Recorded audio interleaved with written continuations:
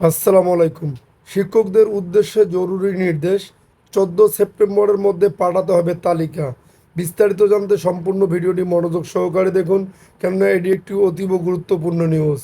বিশ্ব শিক্ষক দিবস 2025 উদযাপন উপলক্ষে মাদ্রাসা শিক্ষা অধিদপ্তরের আওতাধীন সকল মাদ্রাসায় গুণী শিক্ষক নির্বাচন করে তালিকা পাঠানোর নির্দেশ দিয়েছে অধিদপ্তর।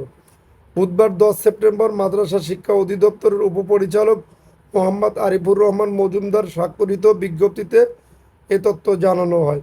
আগামী 5 অক্টোবর বিশ্ব শিক্ষক দিবস উদযাপন করা হবে।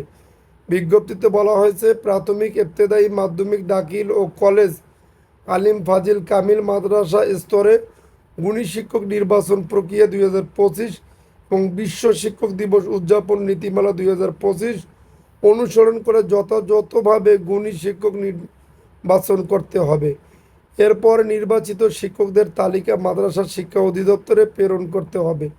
তালিকা প্রেরণের শেষ সময় নির্ধারণ করা হয়েছে আগামী আগামী 14 সেপ্টেম্বর। মাদ্রাসাগুলোকে নির্দেশ দেওয়া হয়েছে সময় মতো তালিকা প্রেরণ নিশ্চিত করতে। যদি আপনাদের ভিডিওটি ভালো লাগে তাহলে অবশ্যই আমাদের চ্যানেলটি সাবস্ক্রাইব করে পাশে থাকা বেল বাটনটি অন করে রাখবেন।